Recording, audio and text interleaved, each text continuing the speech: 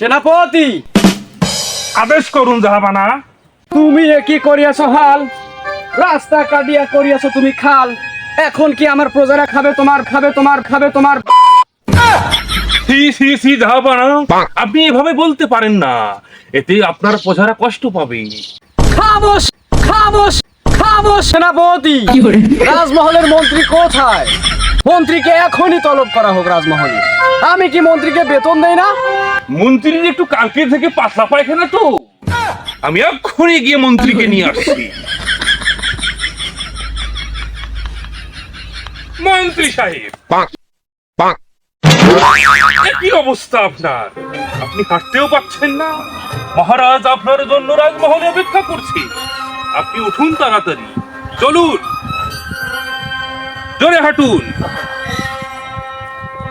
সেনাপতি, বলুন জাহাপানা। কোথায় কুষ্টা বাড়ি, কোথায় ভুট্টা বাড়ি?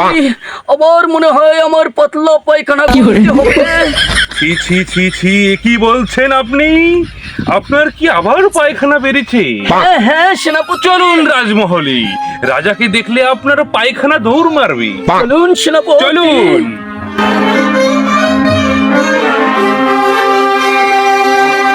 মহারাজ, মন্ত্রীকে নিয়ে এসেছি। কি হাল হয়েছে মন্ত্রী তোমার? 3 দিন হলো কেন তুমি রাজমহলে আসনি? মহারাজ, আমি 3 দিন থেকে অসুস্থ মহারাজ। এই প্রচন্ড গরমে আম ঝালা খেয়েছিলাম মহারাজ। এই আম ঝালা খেয়ে আমার ডায়রেক্ট হয়েছে মহারাজ। আপনার সেনাপতি সাক্ষী মহারাজ। রাজমহলে আসি 3বার পাতলা পায়খানা করেছি মহারাজ। আপনার স্বয়ং সেনাপতি সাক্ষী মহারাজ। কি বললেন মন্ত্রী? আমার এত বড় রাজ্যে একটাও কি কবিরাজ নেই? আপনি কি ওষুধ খাননি? সেনাপতি, আজ্ঞে মহারাজ, হুকুম করুন। কি হয়েছে মন্ত্রীর? মন্ত্রীর নাকি আম ঝালা খেয়ে পাতলা পায়খানা হয়েছে মহারাজ। আমার রাজ্যে কি কবিরাজের অভাব পড়েছে? ওষুধ খাইনি? ওষুধ অনেক খেয়েছিল, কিন্তু গেট আটকেতেছে না তার। এমন আম ঝালা খেয়েছি, পচা আম ঝালা খেয়েছি।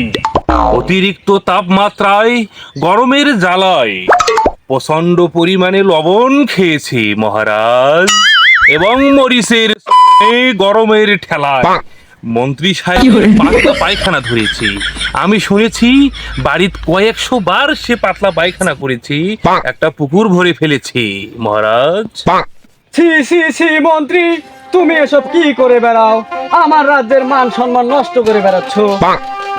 মহারাজ, পুরা রাজ্যের গন্ধ বের করেছে এই বুড়া মন্ত্রী। তার কি দরকার ছিল এই বয়সে আম ঝালা খাওয়ার? এ কি চ্যাংরা মানুষ? সে কি যুবক যে আম ঝালা খাবে এই খরানে? এসব আমি কি শুনছি মন্ত্রী? তোমার তো বয়স হয়েছে, তুমি কি এখনো শুধরাবে না? মহারাজ, আমার কাছে একটা বুদ্ধি আছে, এই মন্ত্রীর গেট বন্ধ করা যাবে। ভাই দাস, ভালো করে ছাতা ধরো তুমি। না না না সেনাপতি, আমার কেন জানি মনে হচ্ছে এই বুইরা মন্ত্রী মিথ্যা বলছি। এর আগে অনেক দিন আসেনি রাজপ্রাসাদে। তুমি এখনই ওকে পরীক্ষা করো, ও মিথ্যা বলছে কি সত্যি বলছে।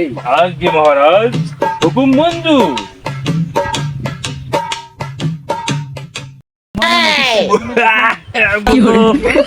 মহারাজ, পেছনে তো অনেক দুর্গন্ধ, করোনা ভাইরাসের থেকেও শক্তিশালী গন্ধ। সেনাপতি, আজকে আমার বড়ই মন খারাপ।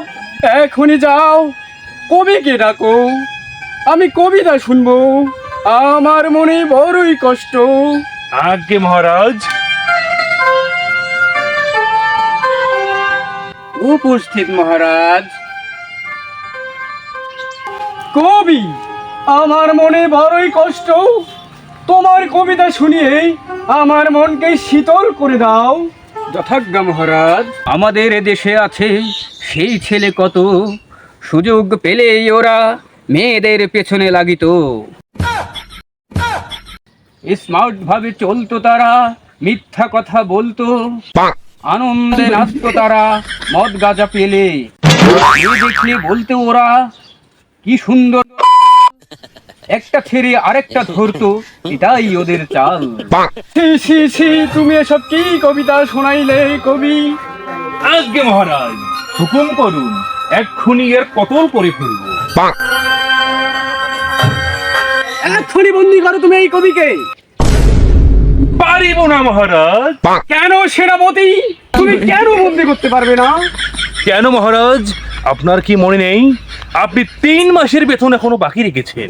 বলছো সেনাপতি, রাজ্যের কোষাগার থেকে তো মুদ্রা ঠিকই গেছে, তুমি বেতন পাওনি কেন?